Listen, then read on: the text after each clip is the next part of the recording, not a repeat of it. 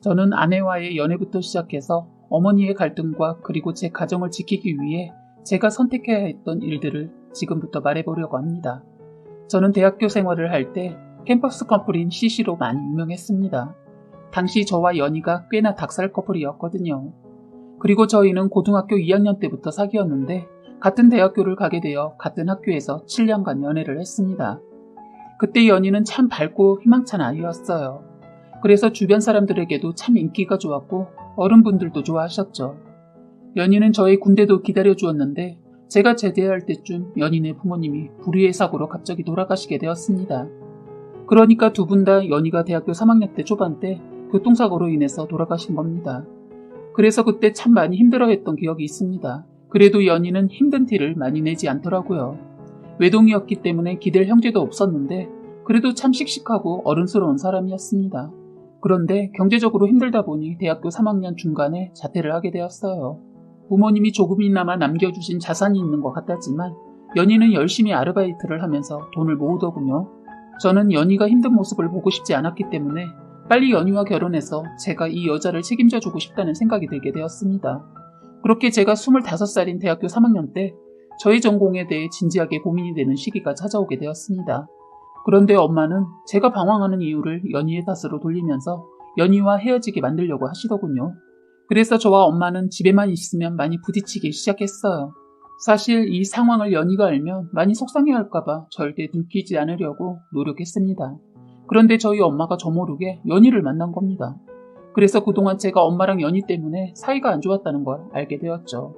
엄마는 연희를 만나 강력하게 저와의 만남을 정리해 줄 것을 말했다고 합니다. 연희는 끝까지 매달렸지만 엄마 말만 하고 연희의 손을 뿌리치고 가버렸다고 합니다. 그때 연희 친구가 같이 있다가 제 엄마의 전화를 받고 친구랑 약속이 이미 되어 있어서 엄마한테는 말하지 않고 연희 뒷좌석에 친구가 앉아있게 하고 엄마랑 만났다고 했어요. 그래서 저는 그 친구에게서 그 상황을 다 들을 수 있었습니다. 엄마가 그렇게까지 나오실 줄은 꿈에도 몰랐고 그 친구가 말을 해주기 전까지 저는 아무것도 몰랐어요.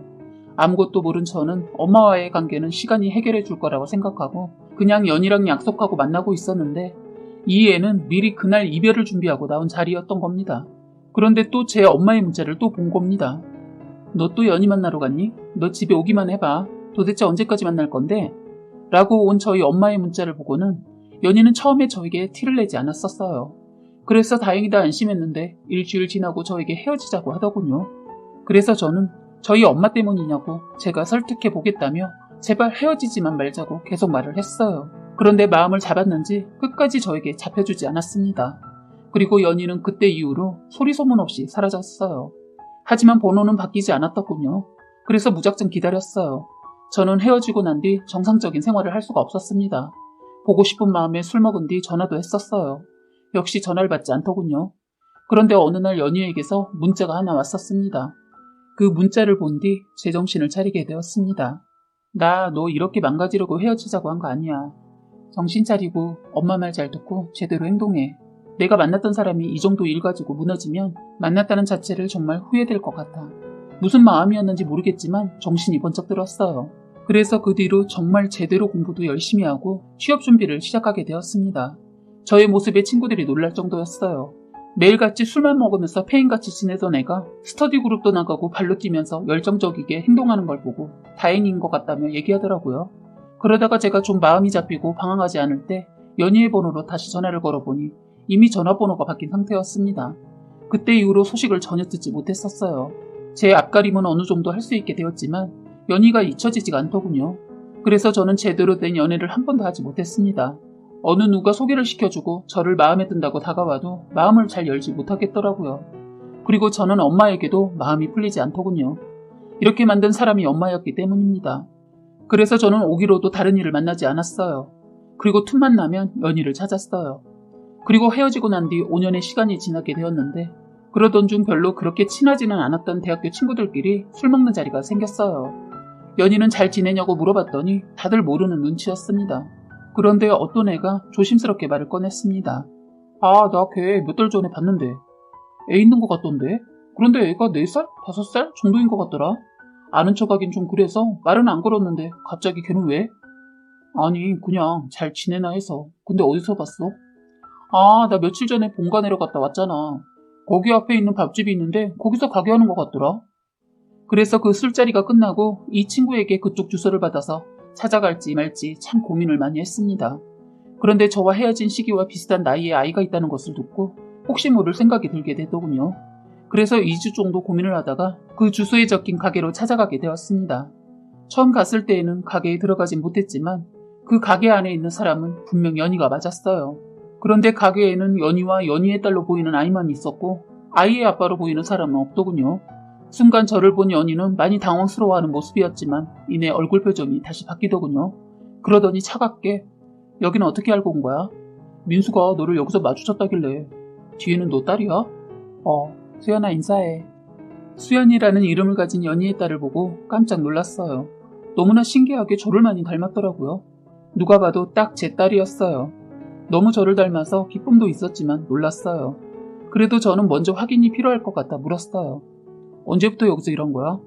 좀 됐어. 3년 정도 된 것 같네. 수연이는 몇 살이야? 5살? 더 할 말 없으면 이제 나가주라. 라고 한 뒤 자리에서 그냥 일어나려고 하더군요. 아이 아빠는 어디 있어? 라고 했더니 멈칫하더니 네가 뭔 상관이냐고 하는 겁니다. 혹시 그때 헤어지자고 한 이유가 이거야? 지금 알았어도 상관없어. 너한테 양육비 받을 생각도 없고 아빠 노릇도 기대 안 해. 그러니까 그냥 나가주라. 나 지금은 그때랑 달라. 꽤 괜찮은 직장에 취직도 했고 집도 차도 있어. 정리된다면 연락해주라. 내 연락처야. 라고 제 명함을 주고 나갔습니다. 나가서 차에 타고 가던 도중 한 번 더 보고 싶은 마음에 차 방향을 다시 돌려서 다시 가봤습니다. 그런데 불 꺼진 가게 안에서 혼자 앉아서 울고 있는 연희의 모습이 있었어요. 저렇게 여린 사람이 어떻게 혼자서 아이를 키울 생각을 했는지 상상조차 되지 않았습니다. 저는 일단 그냥 차를 다시 돌려 집으로 갔어요. 그리고 그 다음날 저는 엄마를 찾아가 상황을 설명하고 제가 연희와 수연이를 책임지겠다고 했습니다. 그런데 엄마는 여전히 반대를 하셨어요. 너 그 애가 진짜 너애인 줄 어떻게 알아? 유전자 검사해야지. 그럼 내 애면 결혼해도 되는 거네? 너 무슨 생각을 하고 있는 거야? 애가 네 애인 것만 확인하고 가끔 가서 챙겨줘. 절대로 데려올 생각하지 말고. 그리고 연희라는 걔가 지금까지 어떤 놈이랑 놀아놨는지 어떻게 알고 결혼을 한다는 거야? 엄마! 하고 저는 소리를 쳤어요. 너 내가 이러려고 그때 반대한 거 아니다. 저는 분노가 치밀어 올랐고 내 엄마라는 사람이 저런 사람이라는 게 더 화가 났어요. 나는 이제 포기 못해. 난 결혼할 것이고 두 사람 이젠 두 번 다시 상처 주지 않을 거야. 그리고 두 번 다시 버리지 않을 거라고. 누구 맘대로. 내가 그 애를 너한테서 떼어내서 네가 잘 된 거야. 어떤 무당이 그러더라. 그 애가 애군이 많아서 네 출생을 막는다고 그러니까 아예 시작도 생각하지 마라. 네가 이러면 내가 그 애 가만 안 둬. 하시면서 협박을 하셨어요. 아직도 제가 그때의 저라고 생각하고 있는 것 같았어요. 모습은 변하지 않았을지 모르나 저는 딸이 있는 걸 보고 온 후로 마음의 변화가 많이 생겼습니다. 내가 그 둘을 책임지기 위해서는 한치의 양보도 없어야 한다고 각오하고 또 각오했기 때문에 엄마의 어떤 협박도 통하지 않았어요. 엄마는 제가 예전과 다르게 엄마의 말에 따르지 않는다는 것을 알고 무슨 생각인지는 그때 몰랐는데 허락을 해주셨어요. 그런데 문제는 그때부터였습니다. 저는 몰랐는데 제가 출근하고 나면 늘 연희에게 찾아가 시집살이를 시키고 제 딸을 미워하며 훈육일합시고 매까지 들었다고 하는데 저는 그때 엄마를 버려야겠다고 생각했어요. 엄마의 시집살이를 못 견디는 연희는 나는 너네 부모님의 만족을 채워줄 수 없는 사람인가 봐. 그냥 헤어지자. 아니 그건 절대 안 돼. 이젠 내가 끝까지 지킬 거야. 나 믿고 따라와줘. 아이를 혼자 키울 정도로 강해 보였던 연희의 모습이 너무 안쓰러울 정도로 약해져 갔어요. 저는 혼자 엄마를 찾아가 말했어요. 엄마가 계속 연희와 수연이를 받아주지 않는다면 난 이제 내 가정을 택할 거야. 엄마도 결혼해서 한 가정을 이뤄서 최선을 다해 산 것처럼 나도 그럴 거라고. 내 가정은 내가 지켜. 그 누구도 건드릴 수 없어. 엄마일지라도. 나 이제 안 참아. 한 번만 더 상처 주면 그땐 영원히 안 보고 살 거야. 하고 나오려고 하는데 제 뒤통수에 대고 물건을 던졌습니다. 순간 뒤돌아서서 마지막 인사를 해야겠다고 뒤돌아 인사를 했는데 그만 엄마는 자신의 분노를 참지 못하고 하필 손에 쥐고 있는 커피잔을 던졌는데 머리를 맞았어요. 저는 그때까지만 해도 머리에 상처가 난 줄 모르고 마지막 말을 하는데 이마로 피가 흐르더군요. 엄마는 자신도 놀랐는지 화장지를 가지고 뛰어왔지만 저는 그런 엄마를 뿌리치고 마지막 인사하고 뒤돌아 나와버렸습니다. 그렇게 인사가 정말 마지막이 되어 지금은 꽤 오랫동안 안 보고 살고 있습니다. 엄마 자존심에 연락도 없지만 끝까지 반대하는 말 건너 들었네요. 저희는 수연이 밑으로 아들 하나 더 낳아서 아들 재롱 보면서 살고 있습니다. 저희 엄마가 끝까지 허락하지 않는다면 저도 끝까지 안 보고 살려고 합니다. 저는 와이프도 아이들도 행복하다면 지금의 제 생활에 만족합니다. 이젠 제가 책임져야 하는 가족이 셋이나 됐기 때문에 더 열심히 살고 있어요. 정말 인연은 다시 만나는 것 같아요. 늘 하루하루 감사하며 살고 있습니다. 사연은 여기까지였고요. 구독과 좋아요, 알림 설정 부탁드리겠습니다.